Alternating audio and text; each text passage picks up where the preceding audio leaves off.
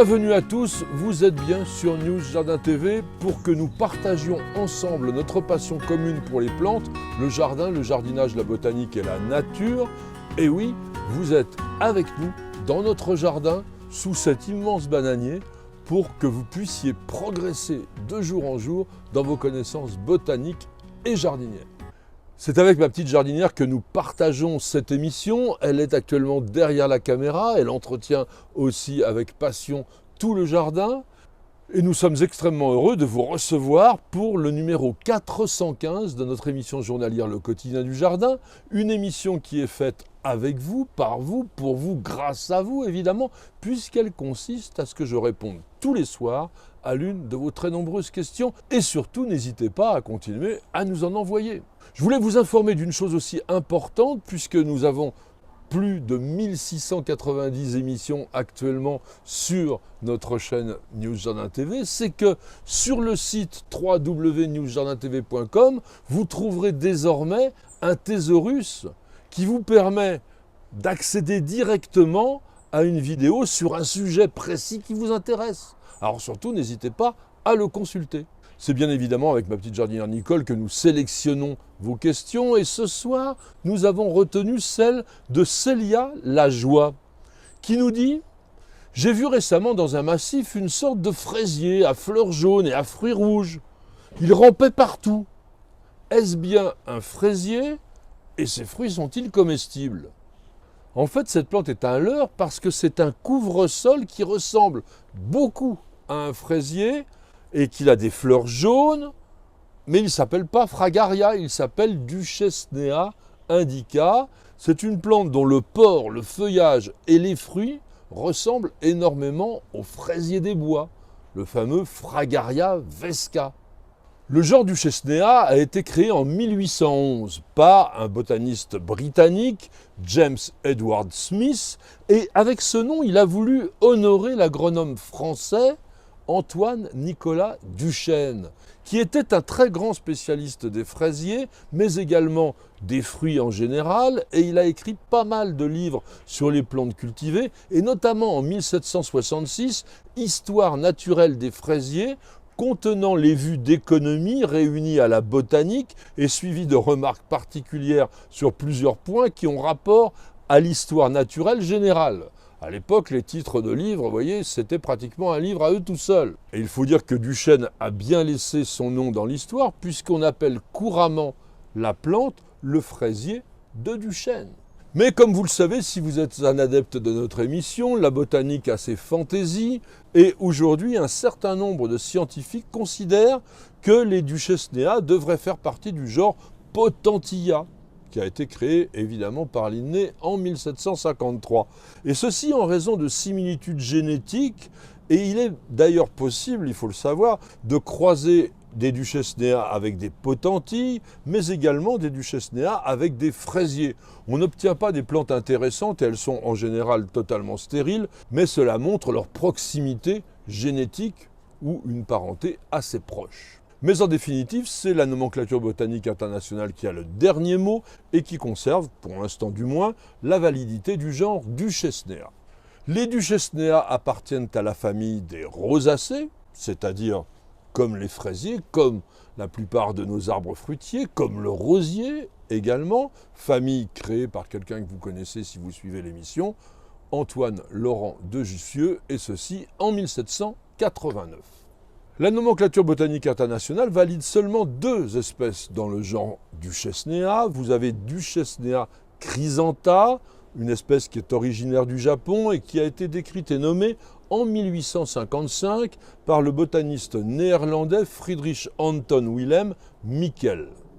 C'est une vivace rampante qui mesure guère 5 cm de haut, pas beaucoup plus, 30 cm d'étalement par ses stolons, et qui pousse couramment au bord des rizières et dans les prairies humides. Son feuillage est persistant, vert clair, composé de 3 folioles finement dentées. Les fleurs sont jaunes, elles ont 5 pétales, elles s'épanouissent de mai à juillet, et il porte un fruit globuleux rouge de juin à septembre. En fait, cette espèce est extrêmement proche, du moins dans son apparence, de Duchesnea indica, qui est la plante la plus couramment cultivée. Cette espèce a été décrite et nommée en 1835 par le scientifique anglais James Engelbert Teschemacher. Bien qu'originaire de Thaïlande et du Vietnam, où il pousse à l'ombre sous les feuillus, Duchesnea indica est une plante vivace, totalement rustique, et qui est aujourd'hui naturalisée dans énormément de pays du monde, et notamment en Europe, et ceci depuis 1880. D'ailleurs, cette plante est même considérée comme envahissante dans certaines régions du monde, notamment aux États-Unis et au Canada. Et puis sachez qu'en Belgique, Duchesnea indica est considéré comme invasif et sa plantation est interdite dans la Belgique wallonne depuis le 1er janvier 2013. La plante forme une touffe en rosette. Une rosette, c'est une plante qui n'a pas de tige et dont toutes les feuilles partent du même point. Un peu comme un pissenlit si vous voulez. Elle mesure de 5 à 10 cm de haut et elle est habillée d'un joli feuillage persistants qui sont des feuilles à 3 folioles ovales, dentées, qui mesurent entre 2 et 4 cm de long, et elles sont grossièrement nervurées à la face inférieure. Ces feuilles peuvent être consommées crues en salade ou bien cuites comme des épinards.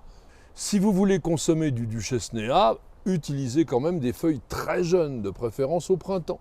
Notre Duchesnea indica s'étend par des stolons. Ce sont des tiges très fines qui rampent le long du sol et à chaque nœud, c'est-à-dire à chaque point où il y a des feuilles, eh bien, se forment des racines qui s'enterrent et donnent naissance à une nouvelle plante. Petit à petit, notre Duchesnea s'étend, forme un tapis, les stolons mesurant entre 30 cm et 1 mètre de long. Les fleurs, qui mesurent environ 2 cm de diamètre, sont formées de 5 pétales jaunes et elles ont à leur cœur un bouquet de 20 à 30 étamines. Ces fleurs apparaissent au milieu du printemps et puis sporadiquement tout au long de la période de végétation.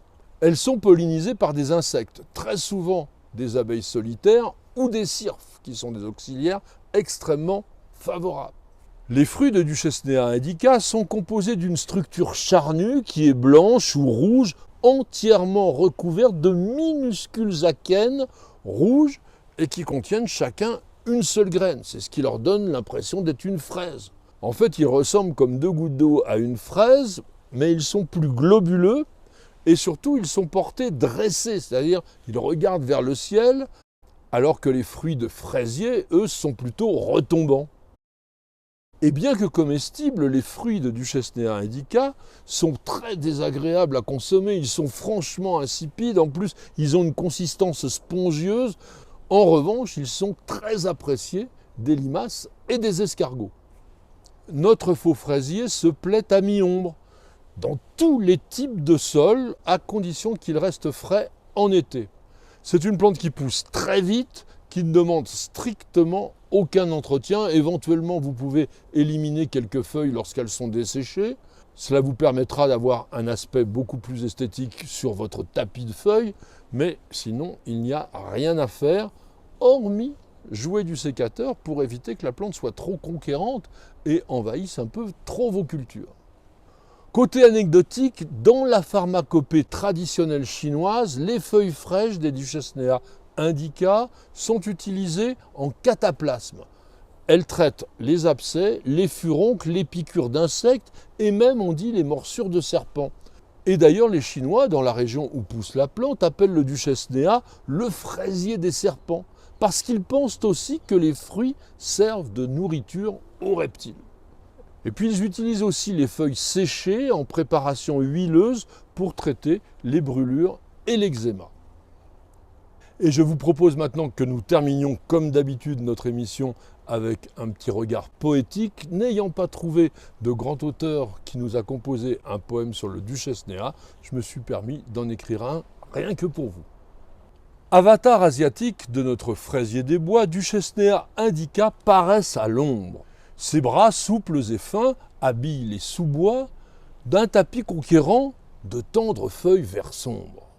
Cette mimétique contrefaçon végétale parodie le fraisier jusqu'à porter des fruits d'un rouge rubis alléchant mais ornemental.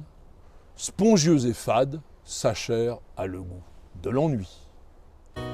Merci à tous et à chacun de nous avoir suivis. J'espère que vous avez apprécié la découverte de cette plante couvre-sol qui est vraiment très intéressante parce que franchement ça pousse tout seul et ça vous évite bien des problèmes de désherbage par la suite. Et puis après tout c'est plutôt décoratif. En tous les cas, merci beaucoup d'avoir posé la question. C'est grâce à ces questions, grâce à vous, que tous ensemble nous réalisons une superbe encyclopédie des plantes et du jardin en vidéo, et ceci de jour en jour. Madame, monsieur, je vous souhaite de passer une excellente soirée. Et je vous donne rendez-vous dès demain pour de nouvelles aventures jardinières et bien sûr pour un nouveau numéro de notre émission journalière Le Quotidien du Jardin. C'est sur News Jardin TV et nulle part ailleurs.